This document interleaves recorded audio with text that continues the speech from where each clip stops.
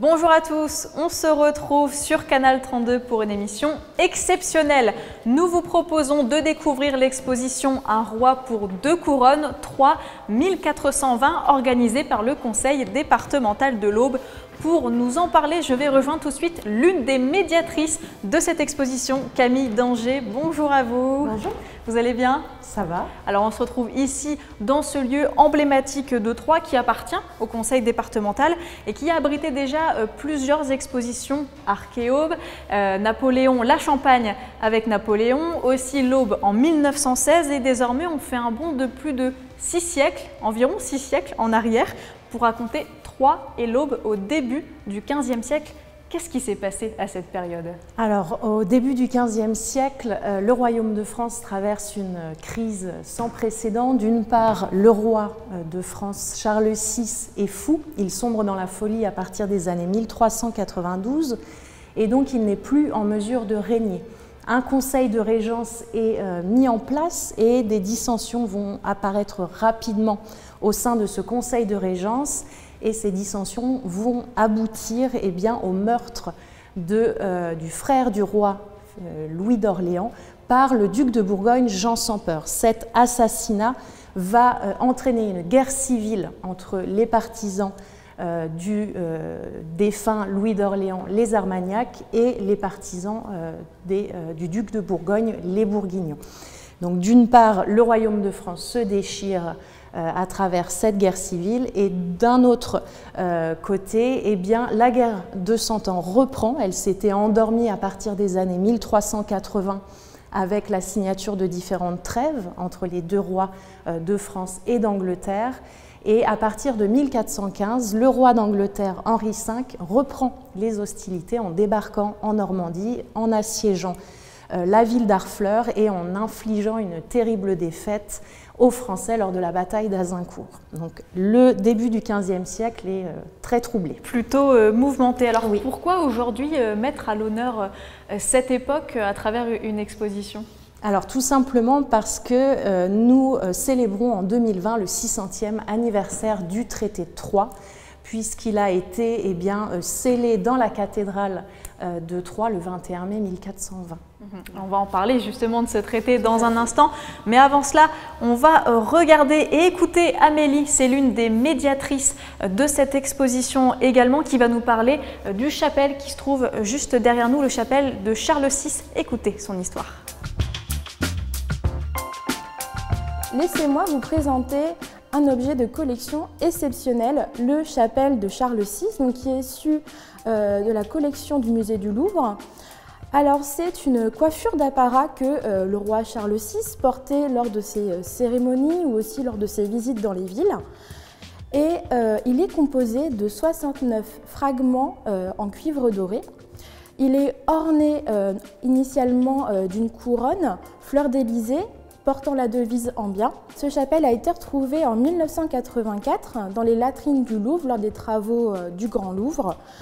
Et au tout départ, c'est qu'on ne savait pas à qui appartenait ce chapelle, et c'est grâce à sa devise en bien qu'on a pu deviner que ce chapelle appartenait à Charles VI. Voilà pour le chapelle. Ici, on peut retrouver près de 180 objets, donc des pièces, des œuvres d'art, des manuscrits, des objets archéologiques, des objets militaires, des documents d'archives du XIVe au XXe siècle qui viennent de 36 institutions prêteuses. Et Camille, on va s'intéresser à l'une de ces pièces. Pour être précis, elles sont même trois exemplaires du traité de Troyes. Déjà, pour quelle raison il existe ce traité ? Alors ce traité de Troyes, c'est la conséquence immédiate de l'assassinat du duc de Bourgogne, Jean sans Peur, en 1419 sur le pont de Montereau. Les Bourguignons, suite à l'assassinat de leur duc, vont se tourner immédiatement vers les Anglais pour sceller une alliance et obtenir une vengeance des partisans du dauphin ayant fomenté cet assassinat. Au Moyen-Âge, il est extrêmement courant, lorsqu'on souhaite sceller une alliance ou une réconciliation, de célébrer un mariage. Et le traité de Troyes est avant tout un contrat de mariage entre le roi d'Angleterre, Henri V, et une des filles du roi fou Charles VI, Catherine de France. Et ce traité donc, est composé de 35 articles. Et les termes les plus clairs de ce traité sont avant tout la destitution du dauphin Charles comme légitime héritier du roi Charles VI. Et Henri V d'Angleterre deviendra, eh bien, à la mort du roi de France Charles VI, le régent de la couronne de France, et le fils qu'il aura avec sa nouvelle femme Catherine de France, eh bien, deviendra, lorsqu'il sera en âge de régner, le roi de France et également le roi d'Angleterre. D'où le nom, eh bien, de notre exposition, Un roi pour deux couronnes.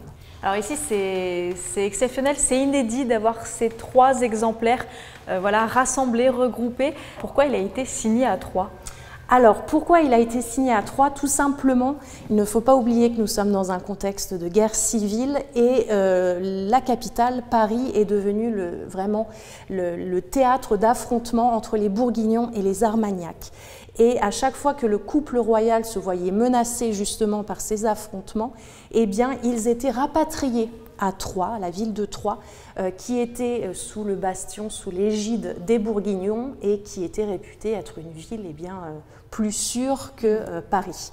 Et donc à partir de 1416, le couple royal va venir à plusieurs reprises séjourner à Troyes.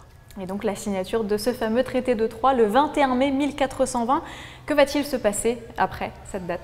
Alors, le traité donc, est juré sur les évangiles dans la cathédrale de Troyes, puis il est scellé. Vous apercevez une signature, ce n'est pas la signature d'un roi ou du duc de Bourgogne, c'est la signature de Jean de Rinel qui a rédigé le traité. Après avoir scellé donc, ces traités, les fiançailles entre Henri V et Catherine de France sont célébrées, puis le mariage a lieu quelques jours plus tard, le 2 juin 1420, dans l'église de Saint-Jean-au-Marché. S'il est rapidement accepté dans les terres anglo-bourguignonnes, ce n'est pas le cas pour eh bien, les opposants à ce traité, en particulier le sud de la France, qui reste loyal au dauphin Charles. Et un événement qui n'était pas prévu eh bien, va mettre en branle l'application de ce traité, tout simplement. Le roi d'Angleterre va mourir prématurément à l'été 1422. Ouais, 2 ans plus tard. 2 ans plus tard, et il sera suivi quelques semaines après par le roi de France, Charles VI, qui décédera en octobre 1422. Et donc ça va mettre en péril eh bien, l'application de ce traité dès quelques années après cette signature.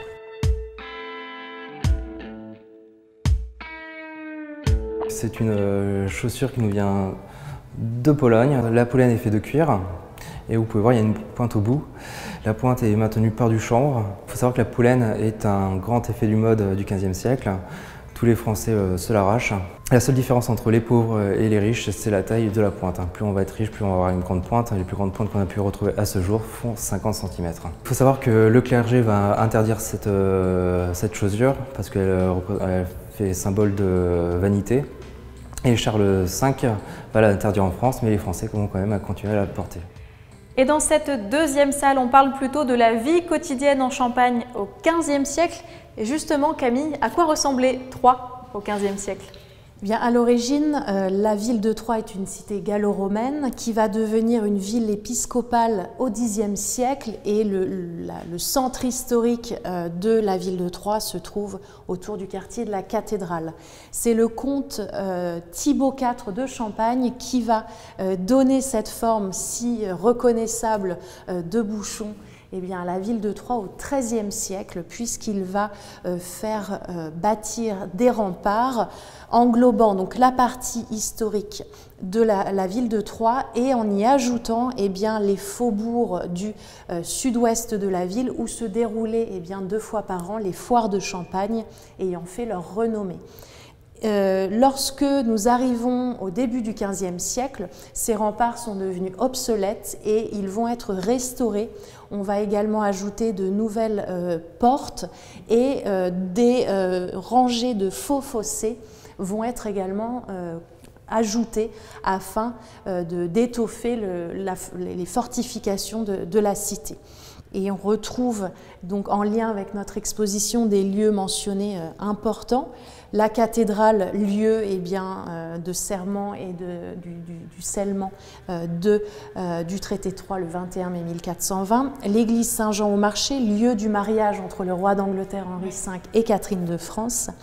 Et l'abbaye Notre-Dame au Nonain qu'on verra ensuite avec l'Évangéliaire. Tout à fait.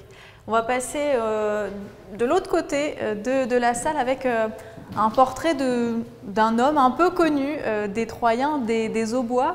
Je vais parler de Guillaume Jouvenel des Ursins.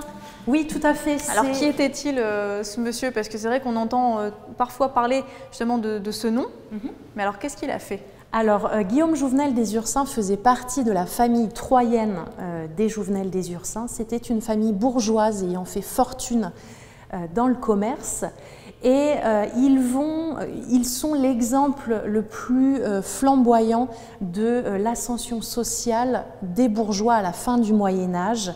Ils vont, par de beaux mariages avec une noblesse, une petite noblesse saignée par la guerre de Cent Ans, acquérir des titres et des terres. C'est le cas pour les Jouvenel des Ursins. Et ils vont peu à peu obtenir des titres assez importants autour du roi.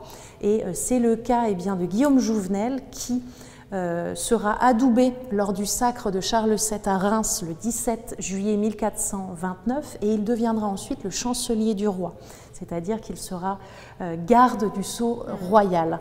Et comme de nombreux bourgeois à l'époque, cette famille était des grands mécènes, ils vont commander de nombreux vitraux, des livres d'or. Et ils vont également faire construire leur propre hôtel particulier que l'on peut encore voir rue Champeau, l'hôtel Juvénal des Ursins. Et une dernière chose, ce portrait est une copie d'un portrait de Jean Fouquet conservé au Louvre. Et cette copie provient de la commune de Trenel, située à côté de Nogent, sur Seine, puisque Guillaume Jouvenel des Ursins est devenu le seigneur de Trenel suite à un beau mariage. On parlait de l'abbaye de Notre-Dame au Nonain tout à l'heure. On va se rapprocher de cette évangélière, évangélière qui est liée justement à cette abbaye. Tout à fait. Est-ce que vous pouvez nous présenter justement cet objet exceptionnel ici? Oui, c'est un objet remarquable par son travail d'orfèvrerie avec cette plaque d'argent repoussée. Cette évangélière appartenait à l'abbaye Notre-Dame au Nonain, qui était à l'emplacement de l'actuelle préfecture, située à quelques mètres d'ici. Et l'abbesse de l'abbaye de Notre-Dame au Nonain avait le privilège, lorsqu'un nouvel évêque de Troyes était élu, il était accueilli par cette abbesse à l'abbaye de Notre-Dame au Nonain. Il passait la nuit avant son intronisation dans cette abbaye et on raconte qu'il prêtait serment sur cette évangélière. Donc il faut imaginer que durant des siècles, cette évangélière qui est conservée à la médiathèque Jacques Chirac de la ville a reçu le baiser des différents évêques de Troyes. Il se passe beaucoup de choses dans cette salle, il y a beaucoup d'éléments à voir. Camille, je vous laisse avancer justement vers ces objets d'art de la table qui viennent finalement aussi de l'Aube, de la commanderie templière d'Avaleur pour la plupart de ces objets. Alors pour certains, effectivement, ces objets de la vie quotidienne, on est surtout autour des arts de la table, proviennent pour la plupart de l'Aube. Ce col de gourde, par exemple, ces deux verres à tige, ces tasses et cette gourde crapaud proviennent effectivement de la commanderie d'Avaleur, la commanderie templière d'Avaleur de Bar-sur-Seine. Vous avez également un trésor monétaire qui a été découvert fortuitement à Magnan au cours du XXe siècle. Et un autre objet assez remarquable de cette vitrine, c'est ce mortier sur lequel se trouvent quatre têtes sculptées qui a été retrouvé lors des fouilles préalables au chantier d'agrandissement de l'hôtel du département de Troyes. Et on va parler aussi de religion, et notamment du Saint-Suaire de Lirey, qui était présent en Champagne. Et ça aussi, c'est très important à cette époque-là, son histoire.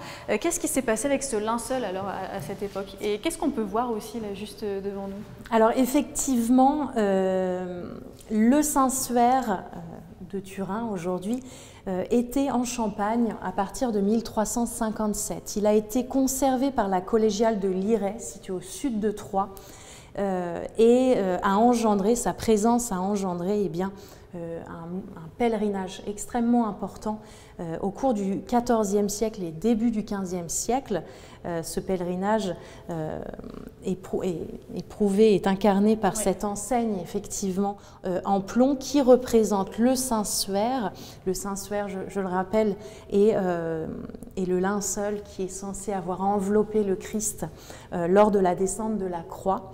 Et on voit deux empreintes sur cette enseigne, d'un corps de face et de dos, avec également les armes du propriétaire de ce Saint-Suaire, qui était un chevalier, Geoffroy de Charny. Avec la guerre de Cent Ans, la vie quotidienne est bouleversée, et ce Saint-Suaire va être déplacé en 1418 suite à l'arrivée des troupes anglaises en Champagne. Les religieux, de peur de voir cette relique abîmée ou détruite avec ce conflit avec les Anglais, il va mettre à l'abri ce Saint-Suaire en Bourgogne, et il sera ensuite cédé au duc de Savoie, puis exposé à Chambéry, puis ensuite à Turin, où il se trouve encore aujourd'hui. Il ne reviendra plus en Champagne. Non, malheureusement. On va passer à la troisième salle, si vous le voulez bien, qui parle plutôt là de guerre et de reconquête. Justement, on va parler de cette chevauchée de Charles VII et de Jeanne d'Arc. Oui. Alors, l'arrivée de Jeanne d'Arc, comment elle se concrétise? Pourquoi elle arrive ici, Jeanne d'Arc, à Troyes? Alors, avant de revenir sur Jeanne d'Arc, il est pertinent déjà de rappeler que Charles VII, donc le dauphin Charles, est déshérité par le traité de Troyes, mais il refusera ce traité, et à la mort de son père en octobre 1422, il se proclamera roi, allant à l'encontre du traité de Troyes. Et suite à son couronnement, il n'enchaînera que des défaites, défaite après défaite. Et il faudra attendre 1429 avec effectivement l'arrivée providentielle de Jeanne d'Arc. Au début de l'année 1429, elle va lever le siège anglais d'Orléans le 8 mai 1429, et elle va convaincre effectivement Charles VII d'aller se faire sacrer roi à la cathédrale de Reims. Et une chevauchée va commencer sur des terres ennemies, puisqu'elles sont des terres anglo-bourguignonnes. L'armée française va traverser dans un premier temps la Bourgogne puis la Champagne. Ils vont arriver aux portes de la ville de Troyes au début du mois de juillet 1429, après quelques jours d'échanges avec les bourgeois de la ville. Les bourgeois vont accepter d'ouvrir les portes à Charles VII, et ils vont entrer, Charles VII et Jeanne d'Arc, dans la ville de Troyes le 9 juillet 1429, pour ensuite continuer leur chevauchée vers Reims, puisque Charles VII sera sacré dans la cathédrale de Reims le 17 juillet 1429, toujours aux côtés de Jeanne d'Arc. Et alors, ils ont été assez persuasifs de ce fait pour rentrer justement dans la ville de Troyes. Comment ils y sont pris? Parce qu'on se dit, c'est quand même étonnant que ils arrivent justement à accéder à la ville de Troyes. Alors, d'une part, la ville de Troyes n'était pas assez équipée pour survivre à un long siège si l'armée française avait installé justement un siège autour de la ville. Et surtout, Jeanne d'Arc, à cette époque, bénéficiait de cette aura entourée de victoire, et les habitants de Troyes vont prendre peur en fait d'un assaut mené par Jeanne d'Arc. Donc au bout de 5 jours, ils vont ouvrir les portes de la ville. La redoutable Jeanne d'Arc, on va en parler. Exactement. Justement parce que nous avons juste ici 2 lettres de Jeanne d'Arc. Alors, pas écrites par Jeanne d'Arc, parce qu'elle ne savait pas ni lire ni écrire. Alors, c'est un vaste débat, et aujourd'hui, les spécialistes s'accordent à peu près tous pour dire qu'elle ne savait effectivement pas écrire. Cependant, 19 lettres de Jeanne d'Arc nous sont arrivées, dont celle destinée aux habitants de Reims, qui est signée de sa main. Si on s'accorde aujourd'hui pour dire qu'elle ne savait pas écrire, en revanche, on est plutôt certain que c'est effectivement elle qui signait eh bien, les lettres qu'elle faisait rédiger. Oui. Et Jeanne d'Arc, elle avait compris que la communication orale et écrite dans l'art de la guerre était extrêmement importante pour rallier justement à elle l'opinion publique. Et donc elle va prendre l'habitude d'écrire aux habitants des villes qu'elle avait traversées ou qu'elle allait traverser ensuite. On va s'arrêter sur ce traité, un nouveau traité, mais cette fois-ci le traité d'Arras, qui signe la fin de la guerre civile. Oui. Donc Charles VII, avec l'épopée de Jeanne d'Arc, va reprendre un petit peu l'ascendant sur la guerre de 100 ans, ce conflit contre les Anglais. Et en 1435, il fait enfin la paix avec son ennemi, le duc de Bourgogne, donc Philippe le Bon, fils de Jean sans Peur, assassiné quelques années plus tôt à Montereau. Et ce traité d'Arras donc, met fin à la guerre civile entre Armagnac et Bourguignon, et ce qui met un terme à l'alliance entre les Anglais et les Bourguignons. Donc en 1435, les Anglais perdent encore plus de légitimité à se trouver dans le royaume de France. Avant de terminer cette émission avec vous, Camille, je vous propose de faire un focus sur les médailles des Calaisiennes frappées par Charles VII pour célébrer la fin de la guerre. C'est encore une fois Amélie, médiatrice de l'exposition, qui va nous en parler. Regardez.